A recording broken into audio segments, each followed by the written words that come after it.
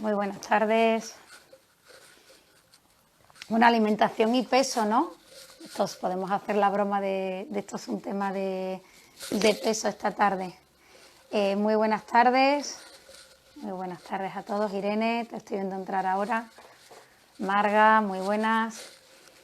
Bueno, mil gracias por estar aquí. Hoy en Madrid es San Isidro. Hoy estamos disfrutando, teniendo un San Isidro diferente. Creo que estamos muy tristes, ¿no?, por estar confinados y que por eso está lloviendo aquí en Madrid. Y bueno, pues nada, un día muy bonito. A mí me gustan mucho los días de lluvia porque son muy introspectivos. Así que para hablar de un tema tan interesante, ¿no?, y tan recurrente como el que tenemos hoy, creo que la lluvia nos puede acompañar y creo que el ambiente es genial. No sé cómo estaréis ahí por el resto de los sitios donde estáis. Sé que hay gente que está en América, sé que hay gente que está aquí en Madrid, en toda España. Y nada, muy buenas tardes todos los que os estáis incorporando. Y bueno, yo espero que, bueno, pues como siempre, ¿no?, lo que pretendemos con esta charla es que os sea de utilidad. Y bueno, son y uno, voy a esperar un minutillo más que se vaya incorporando, ¿no?, las personas. Y bueno, y como siempre os digo, ¿no?, voy a estar atenta a lo que vayáis preguntando, espero que no se me escape nada. Y me preguntáis, quiero que esto sea lo más interactivo posible, que para eso se hace en directo. Y bueno, y sabéis que después también lo colgaremos en nuestro canal de YouTube, por si queréis revisarlo, por si ha habido algo que no ha quedado muy claro, pues ahí también lo tenéis. Vamos allá, vamos empezando y bueno, que se vayan incorporando así todas las personas poco a poco. Muchas gracias por estar ahí, como otro viernes más, y alimentación y peso. He querido poner este título, ¿no?, y bueno, lo que un poco decía, ¿no?, de que el peso es algo recurrente, de lo que vamos a tener que estar muy pendientes a lo largo de toda nuestra vida. Desde que somos unos bebés nos van a ir pesando, ¿no?, para ver si todo va siendo correcto. Cuando nosotros estamos hospitalizados también es muy importante, ¿no?, que no se produzca una pérdida de peso muy abrupta, ¿no? Ahora, muy buenas tardes a todos los que vayan entrando. Ahora con todas estas personas, ¿no?, que por desgracia están hospitalizadas por la enfermedad de COVID, pues se está viendo, ¿no? No debe de haber esa pérdida de peso abrupta, o las personas que tienen tendencia a engordar, o las personas que les cuesta mucho engordar. Al final el peso es algo recurrente y va a estar muy presente a lo largo de nuestra vida. Muy buenas tardes, Primi, que te está entrando ahora. Y lo primero que quiero es desmontar la importancia del peso, dicho así, de esa manera. Vamos a intentar, o yo quiero que en esta charla nos quede claro que el peso no es importante, que el peso ideal no existe, y que de lo que sí que tenemos que estar nosotros muy pendientes es de nuestra composición corporal. Y dentro de nuestra composición corporal va a haber cosas que, bueno, nosotros en nutrición en consulta, ¿no?, siempre tenemos las máquinas de bioimpedancia, ¿no?, que van mirando qué cantidad de agua tenemos, qué cantidad de musculatura tenemos, qué cantidad de grasa tenemos, cuál es nuestra densidad ósea, es decir, qué está componiendo, qué está sumando a ese peso. Y ahí, en esos valores que acabo de decir, es donde quiero que nosotros, con independencia de que tengamos o no tengamos una báscula de bioimpedancia que no los dé, no seamos rehenes del peso, y sí que nos centremos fundamentalmente en cuánta musculatura tenemos y cuánta cantidad de grasa tenemos y en dónde la tenemos. El índice de masa corporal es una medida que realmente, aunque se utiliza muchísimo en hospitales, ¿no?, todas aquellas personas o todas aquellas mujeres que vamos a estar en un tratamiento de fertilidad, veréis que os van a pesar y os van a medir, y en función de eso, pues la enfermera os dirá, pues hay que adelgazar o no hay que adelgazar, pero realmente es un dato que no aporta absolutamente nada a nuestra salud. simplemente está midiendo nuestra altura con nuestro peso, pero no distingue nuestro género, no distingue nuestra edad y no distingue qué cantidad de músculo está aportando a ese peso, qué cantidad de grasa se está aportando a ese peso, qué cantidad de agua corporal, entre otros, se está aportando a ese peso. Así que quiero que no nos guiemos por el índice de masa corporal para saber si estáis o no estáis en vuestro peso, y tampoco quiero que os guiéis por eso que se llama peso ideal. El peso ideal nace de una manera sencilla o absurda o simple para clasificar a los clientes o a los asegurados de una aseguradora y así clasificarlo, pero no distingue absolutamente nada más. Y ese peso ideal es algo que ahora a nivel social se está metiendo muy encima de nosotros. El peso está muy unido a la imagen corporal y la imagen corporal está muy unida al éxito que tienen las personas. Es decir, alguien que tenga una obesidad mórbida o alguien que tenga un infrapeso extremo nunca se van a ver como personas a seguir, como líderes, como alguien que socialmente esté aceptado. Y yo quiero que nosotros no busquemos esa presión social del peso, sino que lo que nosotros aprendamos en estos encuentros de nutrición es a cómo mejorar nuestra calidad de vida. Y quiero que aprendamos a mejorar nuestra calidad de vida dejando de pesarnos y empezando a medirnos. Tenía 1 metro hasta hace 4 minutos por aquí, pero no sé dónde lo he colocado, así que quiero que el metro de costurera, cualquier metro que tengáis en vuestra casa, empiece a ser una herramienta. ¿Por qué? Porque lo importante no es lo que pesamos, sino lo importante es qué cantidad de grasa tenemos y qué cantidad de musculatura tenemos. Y lo vamos a decir, o lo voy a explicar por 2 motivos. La musculatura es un tejido que es como si fuese una armadura. La musculatura está protegiendo absolutamente todo nuestro cuerpo. Cuanto más frágiles seamos, es decir, cuanto menor musculatura tengamos, peor va a ser nuestra calidad de vida. Y cuanto más musculatura tengamos, más fuerte vamos a ser y mejor va a ser nuestra calidad de vida.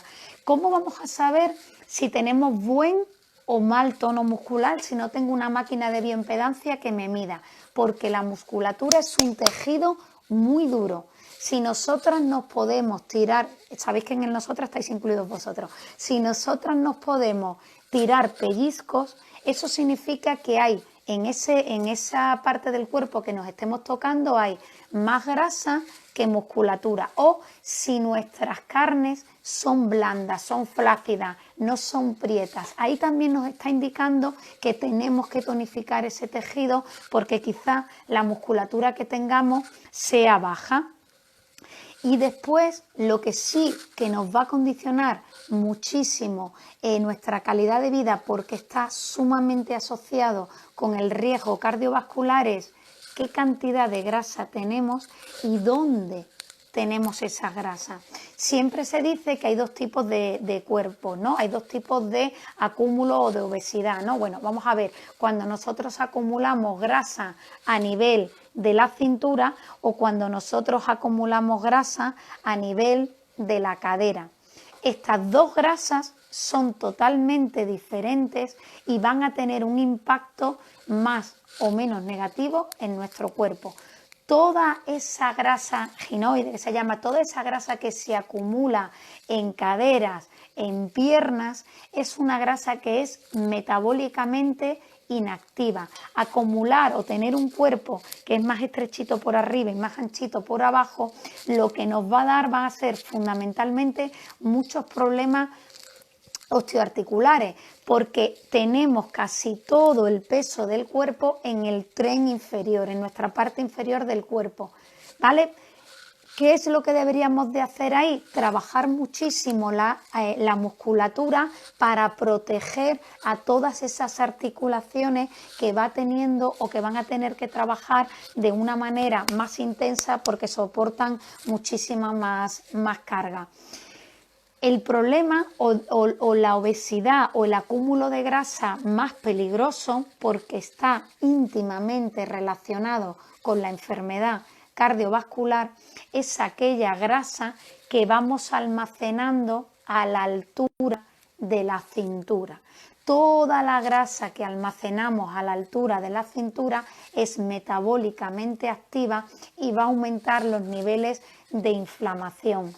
Muy buenas tardes para todos aquellos que os estéis incorporando. Bueno, nada, un resumen muy rápido. Hemos tirado por la ventana el peso y vamos a centrarnos en lo que va a condicionar nuestra calidad de vida, que es nuestra musculatura y la cantidad de grasa que tenemos. Y si esa cantidad de grasa la tenemos a nivel de la cintura, vamos a tener que estar luchando mucho más contra ella porque aumenta muchísimo el riesgo cardiovascular. Nosotros en España, nuestra primera causa de muerte son las enfermedades cardiovasculares. Y esto se puede extrapolar a muchos países del mundo, con lo cual lo que nosotros tenemos que preocuparnos es dónde estamos almacenando esa grasa y en qué cantidad. Como ya he dicho que el peso no vale absolutamente para nada, ni el índice de masa corporal, ni el peso ideal, todo eso no vale absolutamente para nada. Oye, de repente, ¿cómo tengo que saber yo si tengo un cuerpo saludable o si mis depósitos de grasa son los adecuados para tener un estilo de vida saludable? Para eso tenemos que coger el metro y podemos hacerlo mediante dos valores que yo sí que os recomiendo que hagáis para saber cómo estoy haciendo, cómo es mi relación cintura-cadera, para saber si yo tengo una relación óptima entre la grasa que tengo en la cintura y en la cadera. Existe un índice que se llama índice cintura-cadera y simplemente es, si este es el ombligo, espera que lo voy a hacer con una hojita, si este es nuestro ombligo,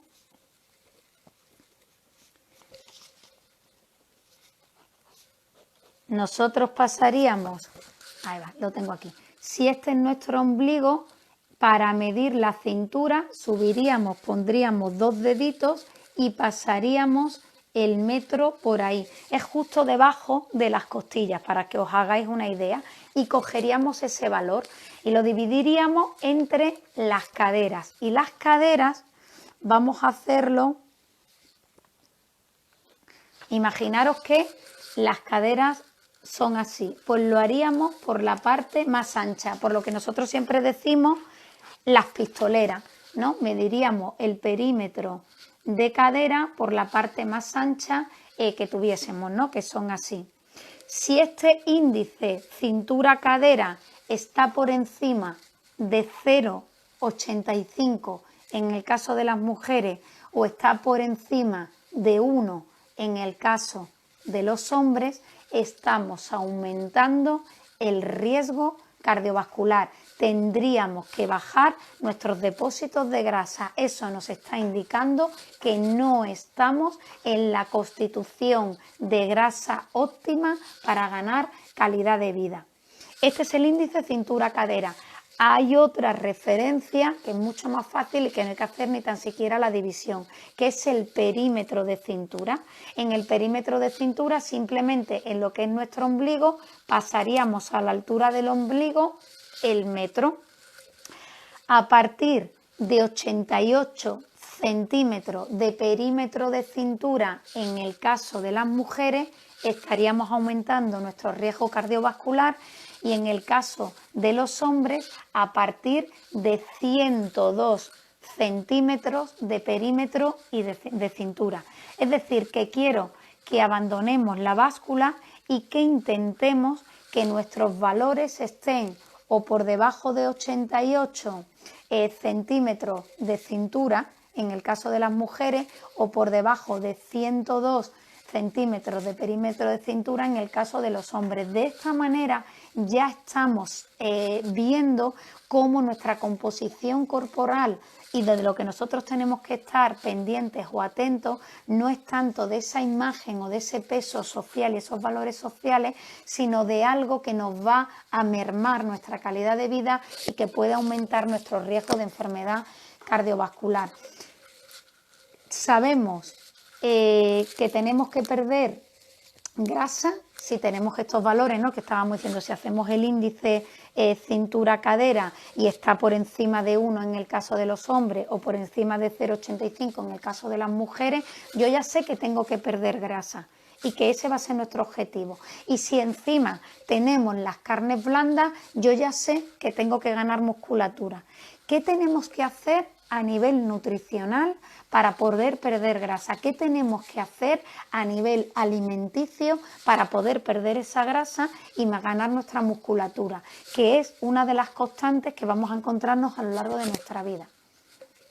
Lo que primero tenemos que hacer es comer para satisfacer nuestros requerimientos nutricionales.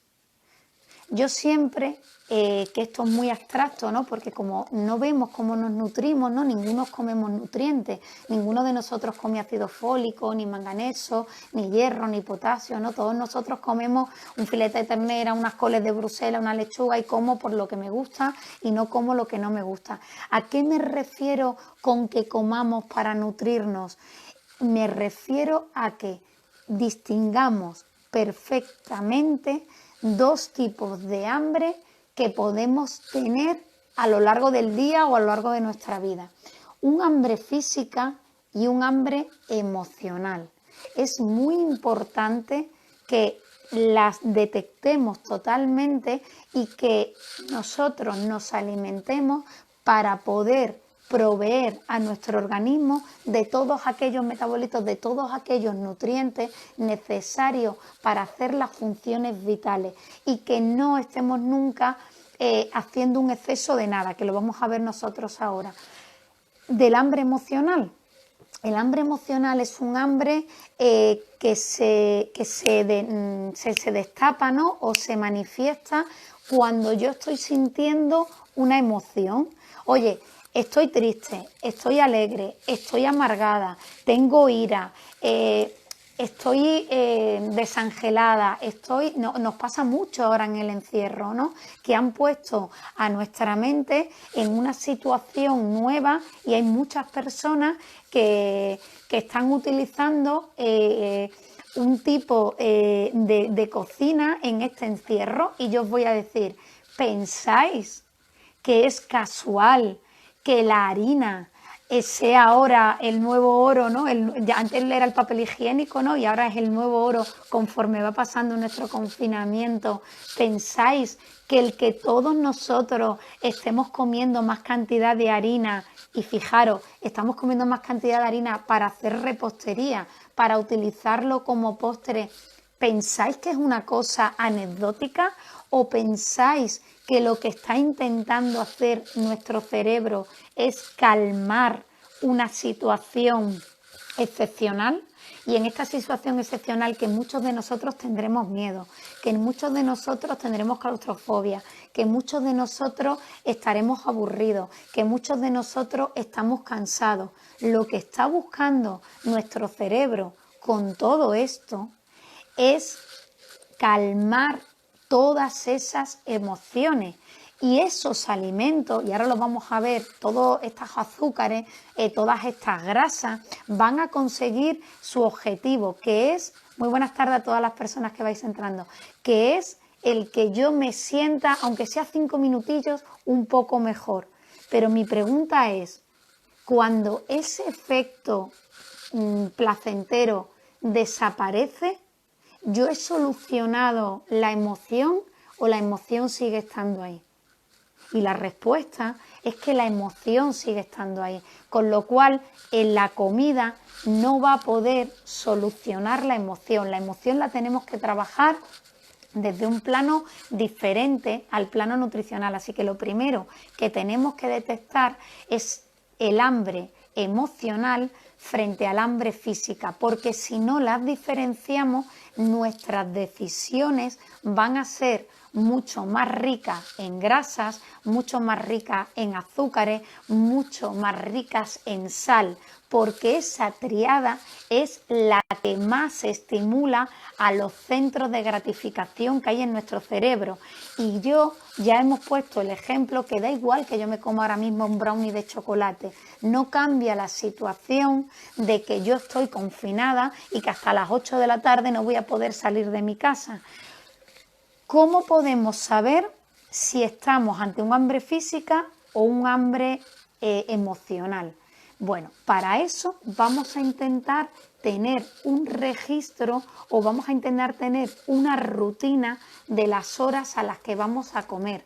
Aquellas personas que os guste desayunar, oye, desde que me levanto hasta que desayuno, ¿cuánto va a pasar?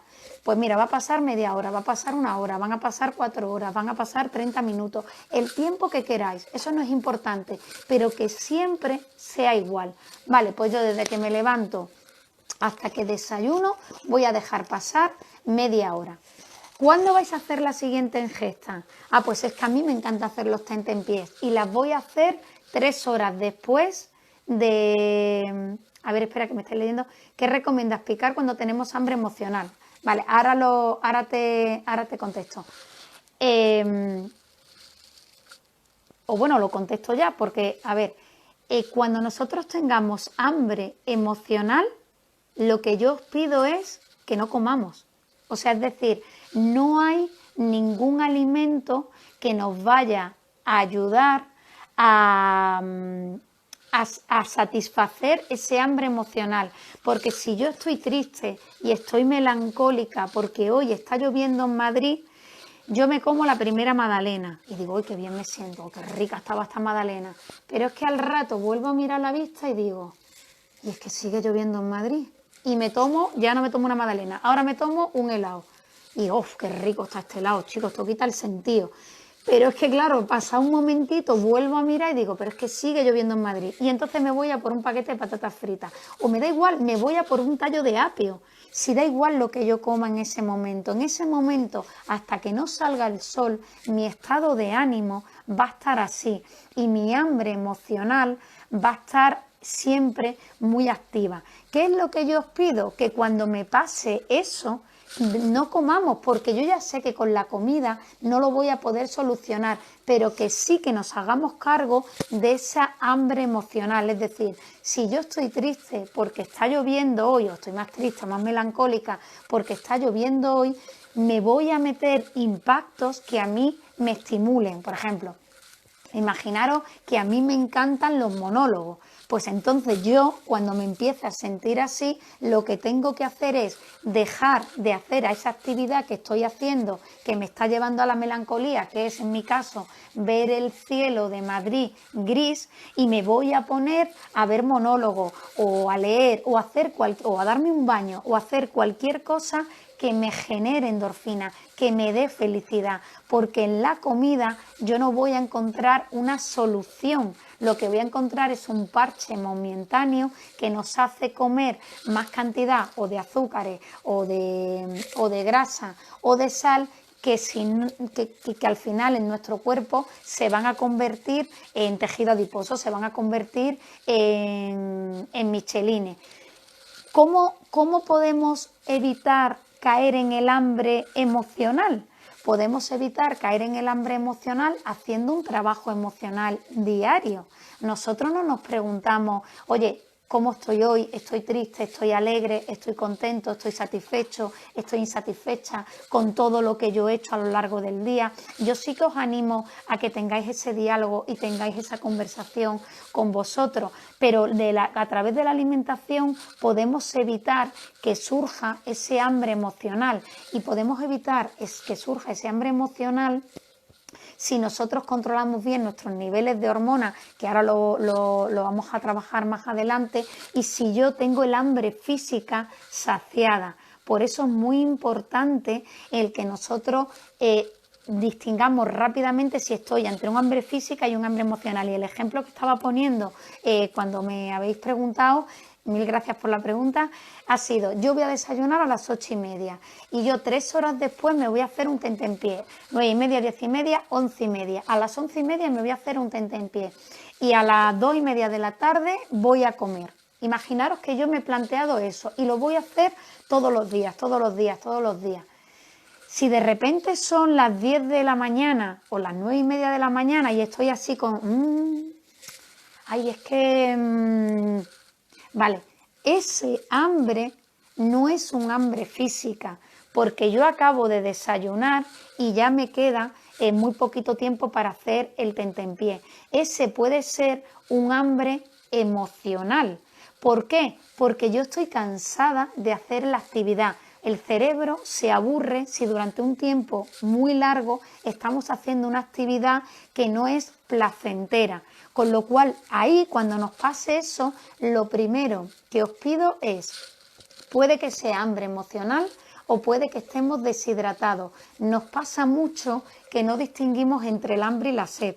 Siempre que os pase eso, lo primero que es vamos a beber un vaso de agua. Vamos a beber un vaso de agua y vamos durante, siempre se dice, ¿no?, que más o menos que sea por encima de 8 minutos, entre 5 y 8 o 10 minutillos, hacer otra actividad. Oye, me levanto y me lavo la cara en el cuarto de baño o de repente simplemente me pongo de pie, ¿no? Y ahora que estamos tanto con el ordenador, ¿no?, pues trabajamos todo esto que mis compañeros de Premium, ¿no?, nos están ayudando a movernos, ¿no?, cuando estamos trabajando, ¿no?, para que no nuestras articulaciones son pequeñas pausas que tenemos que hacer. Si después de hacer esas dos cosas yo tengo hambre, lo que os pido es adelantad el tentempié, porque puede que estéis necesitando más y a lo mejor ese día tenemos que hacer 2 tentempiés. Si fijamos las horas en las que yo como y el hambre aparece en entre horas, ya sé que estoy ante una situación o de cansancio o de un pensamiento que me está llevando a una necesidad de evasión, y eso, el dulce, la grasa, consiguen que nuestro cerebro se vada bastante bien. Voy a leer lo que me pone. Dice, ¿qué tan cierto es que si te da hambre, a veces el cuerpo lo que necesita es beber algo? Ah, mira, lo que estábamos hablando, ¿no? Y el cuerpo lo expresa en algo. Vale, esto es que nosotros, a ver, no hay ninguna recomendación. Mil gracias, porque justo estábamos hablando de lo mismo. No hay ninguna recomendación de una cantidad diaria de agua recomendada, porque nosotros bebemos, es decir, nosotros nos hidratamos también a través de los alimentos y de las técnicas de cocción.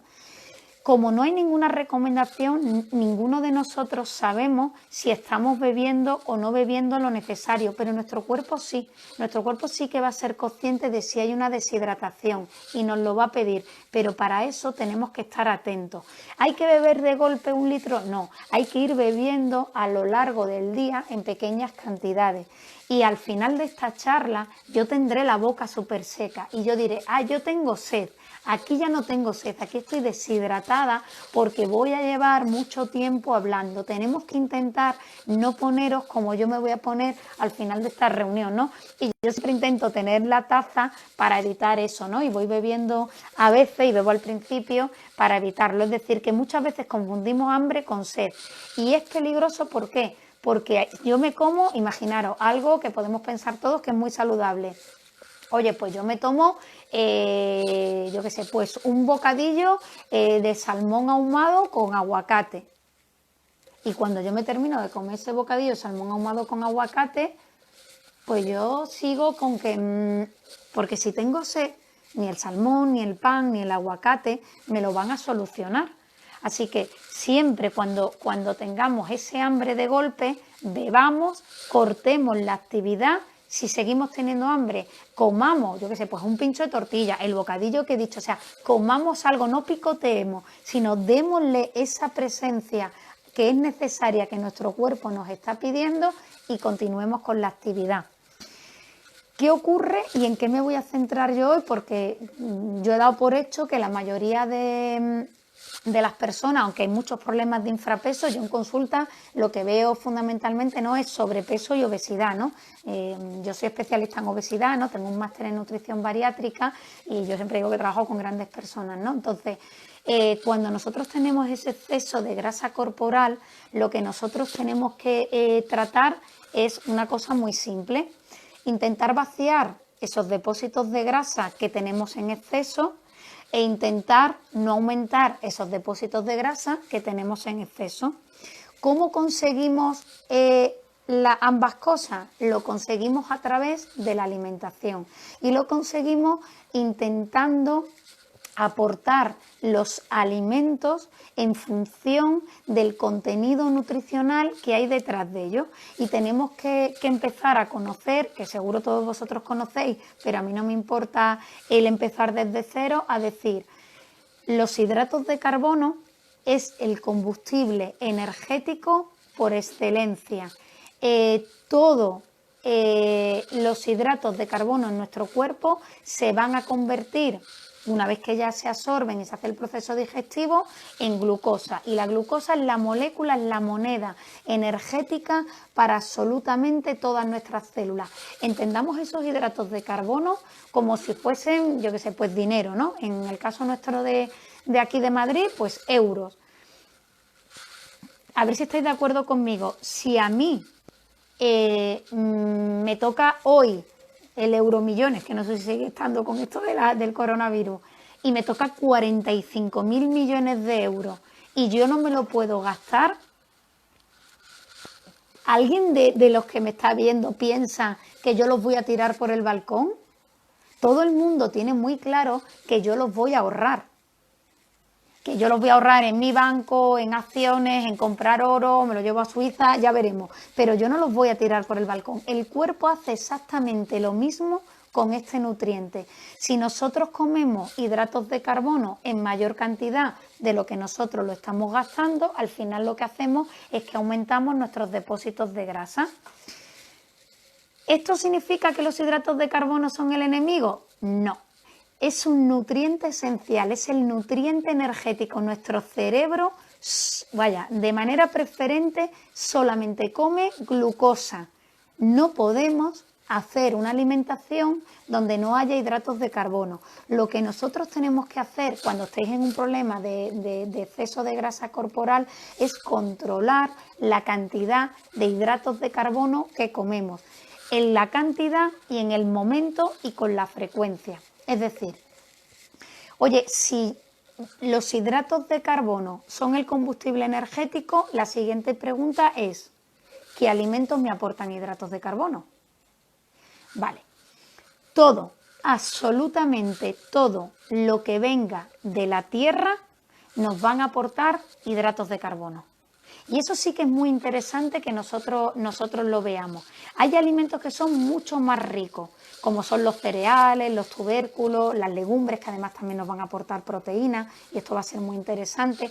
Y hay otros que vienen de la tierra que son mucho más ricos en vitaminas y en minerales y en fibras y son más pobres en hidratos de carbono. Es decir, verduras, frutas, arroz, pan, pasta, garbanzos, lentejas, judías, guisantes, patatas, remolacha, todo eso son fuentes de hidratos de carbono, unas más ricas y otras más pobres. A todas aquellas personas que quieran controlar sus depósitos de grasa, las cantidades de hidratos de carbono de esas fuentes que nos van a aportar más, es decir, jugar al euromillón es algo que no es aconsejable hacerlo todas las semanas y hacerlo con mucha frecuencia. Es decir, jugaremos en menor cantidad, comeremos menor cantidad de ese tipo de alimentos. ¿Y cuándo es el mejor momento para comerlo? El mejor momento para comerlo es cuando vamos a hacer una actividad física en la cual necesitemos vaciar esos hidratos de carbono que nosotros tenemos acumulados en nuestro cuerpo. Y hay dos almacenes, ¿no? El hígado y la musculatura. Aquí se llama glucógeno, pero como si se llama Mari Carmen, me da exactamente igual. Que es muy interesante el que nosotros, antes de una práctica deportiva, si queremos ingresar eso, sé que durante la práctica deportiva o en la recuperación yo voy a utilizar esos hidratos de carbono a partir de esos alimentos como combustible energético y no los voy a almacenar. Por eso es muy importante que aprendamos dónde están y cuándo tomarlos. Y además, con qué frecuencia. No debemos de hacerlo, oye, en el desayuno, en la media mañana, en la comida, en la merienda, en la cena, es decir, no lo arrastréis a lo largo de todas las colaciones, a lo largo de todas las ingestas del día, porque muchos poquitos hacen un muchito. Es decir, si desayunáis, imaginaros, oye, yo me desayuno una tostada con aceite y tomate, a media mañana me tomo una pulga de salmón, para comer me tomo un plato de paella, para merendar me tomo un hummus con unos bastoncitos de zanahoria y para cenar me voy a hacer unos guisantes rehogados con almeja. Todo el día habéis aportado unos alimentos que son súper mega saludables, pero para todas aquellas personas que tengáis un exceso de grasa corporal, son alimentos que tienen alta densidad de hidratos de carbono, con lo cual si no los consumimos vamos a ahorrarlos. Por eso no quiero que penséis que hay alimentos buenos ni que hay alimentos malos. Hay alimentos que nos va a ser mucho más interesante comer en mayor cantidad porque el aporte va a ser menor de hidratos de carbono y va a ser mucho más rico en fibra, en vitaminas, en minerales, que nos va a ayudar a regular mucho más nuestros niveles de saciedad y vamos a poder contrarrestar esos depósitos de grasa utilizando los nuestros. Me una pregunta. ¿Cuánta antelación frente a la práctica deportiva o depende del alimento? Ahí va, y depende también de la práctica deportiva.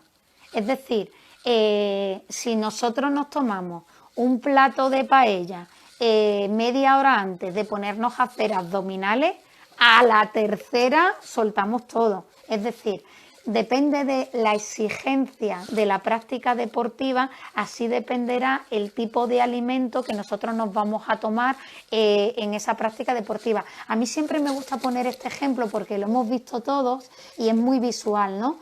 Cuando dos tenistas antes, ¿no?, iban jugando y el partido se iba alargando y iba faltando energía, todos sacaban un alimento que era el plátano.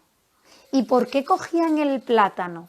Porque el plátano es muy rico en hidratos de carbono, es muy blando, con lo cual el proceso digestivo no va a ser muy largo y rápidamente esos hidratos de carbono que el plátano contiene está en sangre. Por eso es muy buen alimento. En la práctica deportiva y todos aquellos que hacéis deporte, imaginaros pues, los maratonianos o la gente que hace bicicleta o la gente que hace un triatlón, al final se toman geles de glucosa y lo que están buscando ahí es un reponedor energético inmediato. ¿Cuánto antes para nosotros que simplemente, oye, pues mira, yo con esto del encierro, he sacado el chándal de Adidas de las rayas del armario y me he puesto a hacer algo? Vale, pues entonces lo que tenéis que hacer es, como tenéis un proceso digestivo que será más o menos largo, calculad que dejad pasar como mínimo entre una hora y media desde que hacéis esa ingesta hasta que hacéis esa práctica deportiva. Pero ojo, no es lo mismo comeros esta cantidad que comeros esta cantidad. Me da igual que sea lo mismo, pero lo que tenéis que tener en cuenta para saberlo es que lleguéis sin pesadez de estómago a la hora de hacer la práctica deportiva. ¿Qué nos puede hacer que nuestra salud vaya siendo menor? El que no tengamos una buena masa muscular, el que no tengamos un buen tono muscular. O el tono muscular nos va a ayudar mucho, fijaros, a controlar nuestros depósitos de grasa.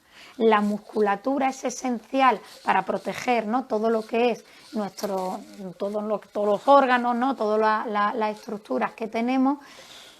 Y el tono muscular, y aquí siempre veréis que cuando se habla de alimentación también se va a hablar de ejercicio físico, y aquí es la importancia del ejercicio físico en que el cuerpo tiene una máxima: o usamos nuestros músculos o los vamos a perder o cada vez vamos a tener peor tono muscular. Por eso es muy interesante, además de tener 2, 3 días en semana una práctica ya sea grupal o ya sea individual con de entrenamiento específico, el que no tengamos una vida sedentaria, el que nosotros movamos nuestro cuerpo para aumentar nuestra masa muscular. ¿Y por qué nuestra masa muscular va a incidir en nuestro peso y en nuestros depósitos de grasa, por tanto? Porque la masa muscular es un tejido muy pesado. Yo siempre digo que la musculatura es plomo. Si nosotros tenemos un cuerpo como estas personas que son culturistas, veréis que van a tener en báscula 100, 120, 130 kilos. Algunos de los que, si estáis viendo un culturista en vuestra imaginación, alguno de nosotros diría, esa persona tiene un problema de peso, esa persona es un obeso. Ninguno de nosotros diríamos que es obeso, aunque pese mucho más que ese peso ideal y que ese IMC que hemos desterrado al principio, porque ya estamos viendo que lo importante no es lo que uno pesa, sino qué cantidad de musculatura y qué cantidad de grasa es la que se está sumando a ese peso. La actividad física va a hacer que nuestra masa muscular no se pierda y ya veréis que cuesta mucho, pero trabajándola que incluso aumente. Y la actividad física nos va a permitir el que nuestra calidad de vida sea mayor. Por eso lo ideal es siempre que nosotros vayamos movilizando depósitos de grasa, ir aumentando al mismo tiempo nuestro tono muscular. ¿Qué ocurre? Que la musculatura nos va a ayudar a quemar esa grasa, a quemar entre comillas, esa grasa o ese excedente de grasa, porque es un tejido muy costoso. Cuanto más músculo tengamos, mayor es el gasto que tenemos. Yo siempre en consulta lo digo así, me repito mucho y siempre lo digo, imaginaros que las musculaturas son como las segundas residencias. Yo tengo mi casa en Madrid, tengo mi casa en Venecia que me encanta, mi casa en Madrid, mi casa en Puebla, mi casa en, yo qué sé, en el Congo. De lo que yo gano al mes, tengo que detrotraer dinero para pagar todas estas propiedades, para mantener todas estas propiedades.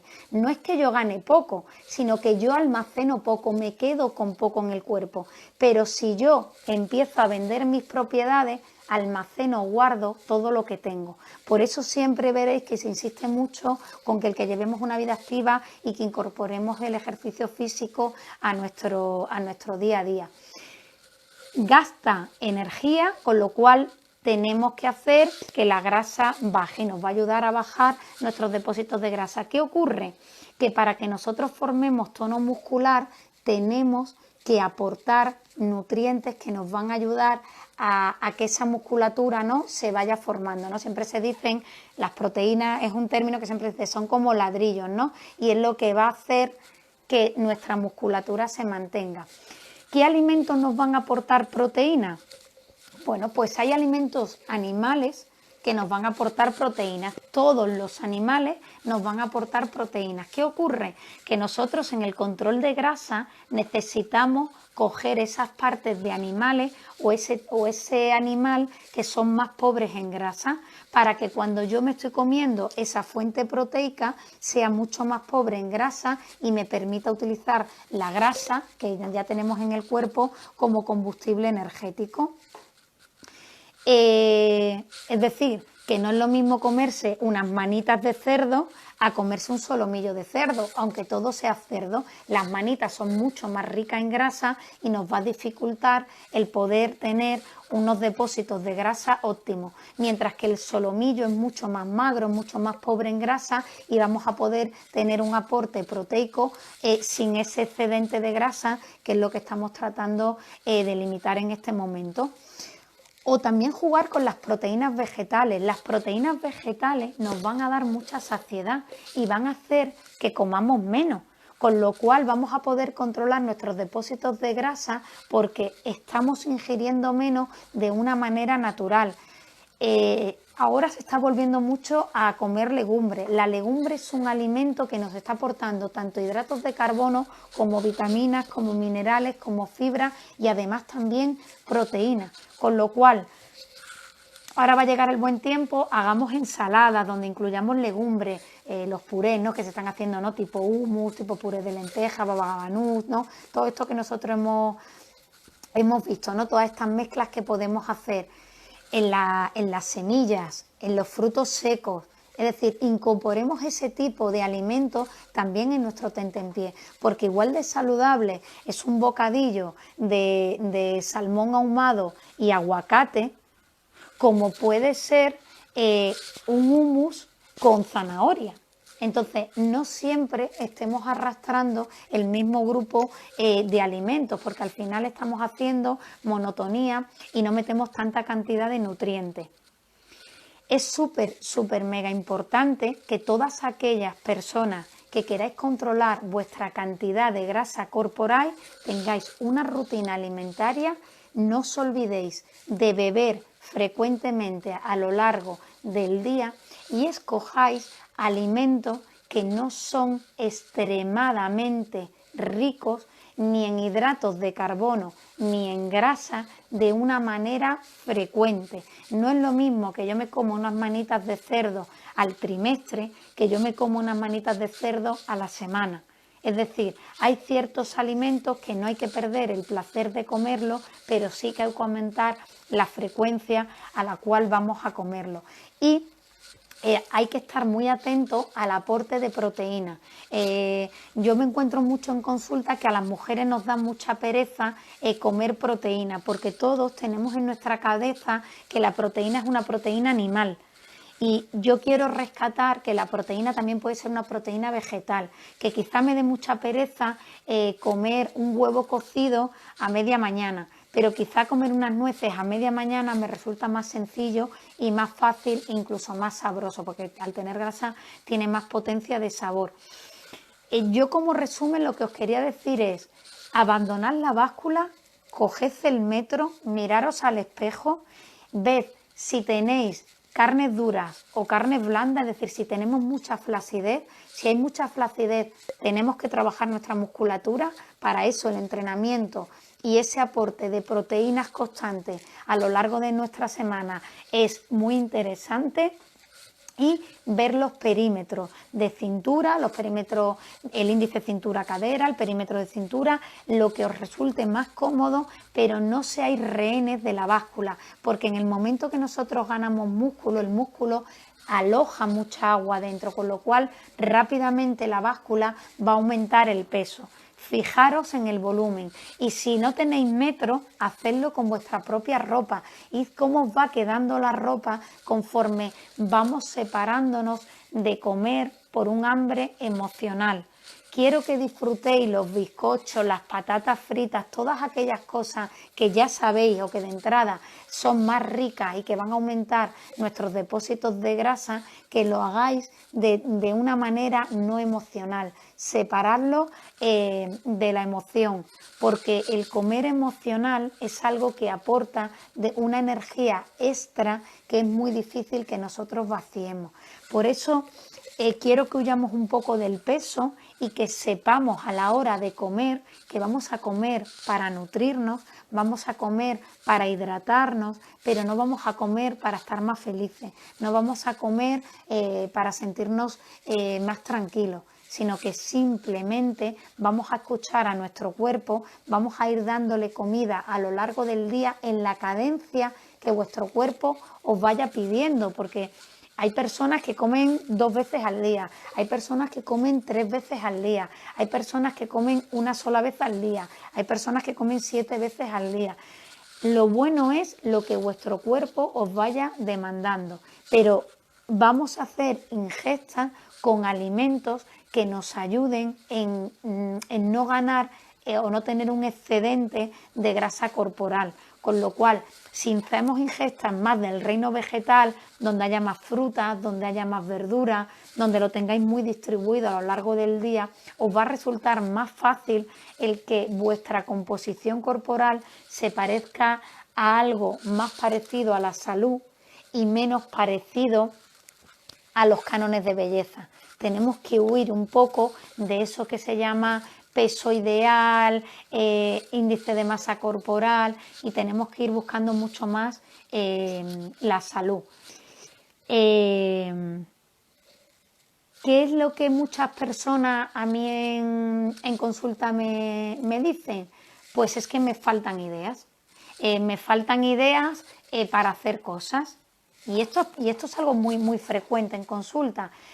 Cuando falten ideas, lo que yo os digo es ponéroslo fácil, porque si yo tengo hambre, no voy a hacer una buena elección. Es decir, vamos a tener esas ingestas preparadas, vamos a tener esas comidas preparadas para que cuando nosotros vayamos a comer tengamos algo que sea gastronómicamente muy potente. Es decir, si a vosotros gusta la tortilla de patatas, tened tortilla de patatas siempre en vuestra nevera, de manera que ahora cuando termine esta charla me pongo un trocito de tortilla de patata y me la como fría, caliente, como a vosotros guste. ¿Por qué alguien coge, o yo qué sé, todas aquellas personas que me conocéis mucho, sabéis que soy súper fan del salpicón de marisco? O yo qué sé, una ensalada de pimientos asados con caballa, con melva. Yo no creo que nadie me diga que unas galletas de chocolate tienen una potencia de sabor más fuerte que un salpicón de marisco o que una ensalada de pimiento asado, una ensalada escalivada o de lo que estábamos hablando antes, o una tortilla de patata. Yo me voy a ir a coger eso porque está hecho. Pensad que vosotros cuando estáis muy cansados y llegáis a comer cualquier cosa, coméis cualquier cosa que esté hecha. Tened hecha en vuestra nevera comidas que sean muy ricas en verdura, en fruta y que tengan un aporte de proteína. La tortilla de patata o la tortilla de calabacín y de pimiento, un pisto con huevo cocido, un salpicón de marisco que me encantan, unos boquerones en vinagre, cualquier cosa que a vosotros, con unos tomatillos, cualquier cosa que a vosotros os guste, tenedlo preparado, porque de esa manera vamos a satisfacer nuestra hambre física, pero además dando placer, haciendo que nos guste, que seamos gastrónomos, porque no se puede mantener en el tiempo nada que no sea palatable, nada que no nos guste, con lo cual yo no creo en el sufrimiento. Voy a responder una preguntilla. ¿Tomas más o menos ingesta? ¿No influye entonces en el peso? ¿Cuántas recomiendas tú? Vamos a ver. El número de ingestas que nosotros comemos no influye directamente en nuestro peso y sí influye directamente en nuestro peso. Y voy a decir por qué digo esto y lo contrario. Cuando hacemos muchas ingestas, es decir, imaginaros, oye, me sobran 20 kilos y soy una persona muy desordenada a la hora de comer. Yo puedo comer una vez al día y fíjate que yo cuando como es por la noche, en la cena. Esa ingesta va a ser muy grande. Claro, comer una vez al día engorda. No, lo que engorda es que esa persona, en mi caso que me he puesto yo de ejemplo, me estoy comiendo una gran cantidad en una sola ingesta, con lo cual no voy a tener tiempo para gastarlo y lo voy a almacenar. Si yo la misma cantidad que me voy a tomar en la cena la distribuyo a lo largo del día en muchas pequeñas ingestas, mi cuerpo va a ser mucho más eficiente con el gasto. Voy a volver a poner el ejemplo del dinero. Yo, por desgracia, no sé gestionar 1 millón de euros. Si vosotros me dieseis 1 millón de euros, yo no sabría cómo invertirlo ni qué hacer con ese dinero. Pero si vosotros me dais 5 euros cada día, yo sí que soy muy buena gestionando 5 euros. Yo soy capaz de gastarme 5 euros, pero yo no soy capaz de gastarme 1 millón de euros. ¿Cuál es el juego? Que me deis, por supuesto, el 1 millón de euros, que yo os lo voy a agradecer, pero que me lo deis de manera prolongada a lo largo de mi vida. Es decir, que le demos al cuerpo esos alimentos en unas cantidades pequeñas para que pueda utilizarlo y no almacenarlo. Para que pueda comer pequeño y yo me quedo con saciedad, tenemos que llegar sin hambre. Para llegar sin hambre, cuanto mayor sea el número de ingestas, menor va a ser nuestra hambre. Por eso es más sencillo controlar nuestro peso. Pero dicho esto, si hay personas que comen 2 veces al día y comen una ración pequeña o moderada, acorde a sus necesidades, eso también puede ser válido. Para aquellas personas que le cueste más el comer raciones pequeñas, tienen que aumentar el número de ingestas.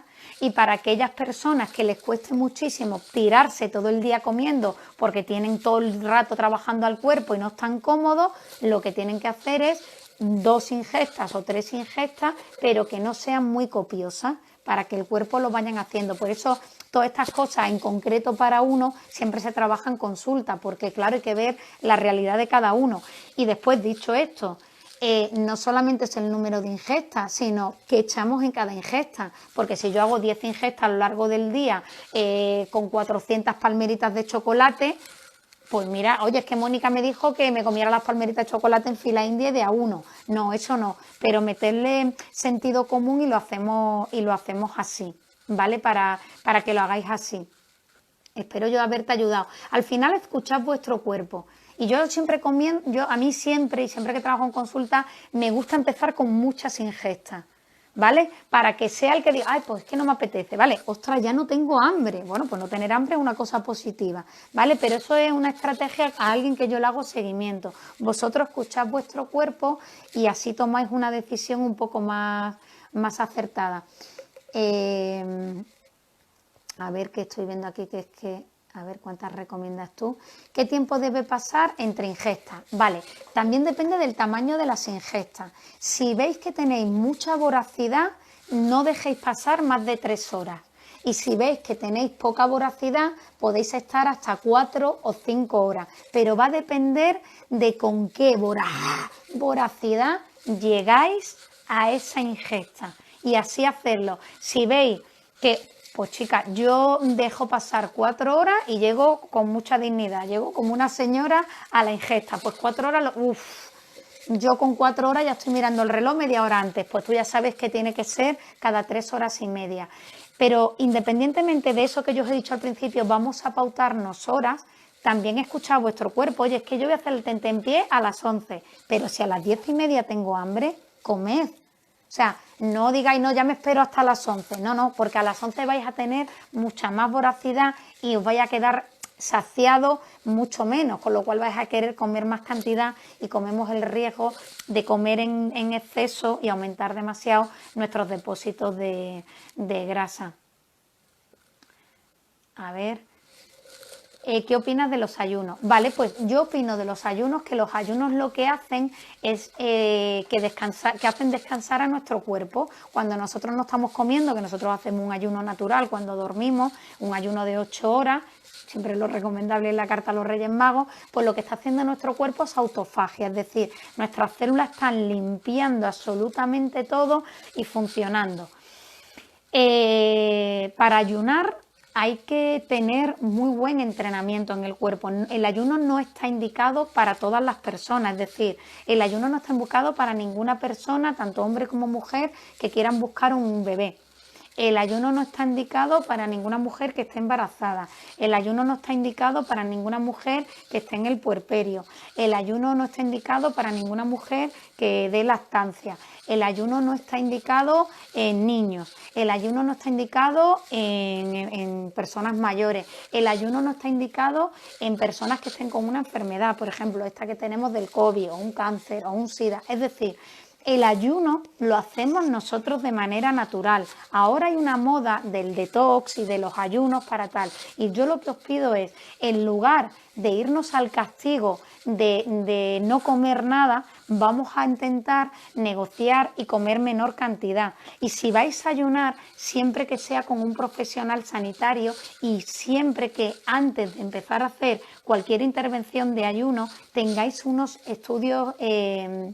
Bueno, a mí me encantaría hasta tener una densitometría, pero haceros por lo menos un análisis de sangre, de vitaminas, de minerales, de hormonas, para ver cuál es el punto de partida. Porque si hay alguna desnutrición, el ayuno, o sea, quiero decirte, es que si todos nos quedamos encerrados en la habitación en la que estamos sin comer y sin beber, morimos. Esto es así, nadie se alimenta del aire. Entonces son muy peligrosos y yo, por ejemplo, si nadie ha ayunado nunca, empezar el ayuno en esta situación de encierro no lo recomiendo para nada, porque es un nivel de exigencia que ahora psicológicamente puede que no estemos preparados. Bueno, me quedan 2 minutillos, pero bueno, voy a ver, mil gracias que estoy leyendo aquí, que es magnífico, a ver si no...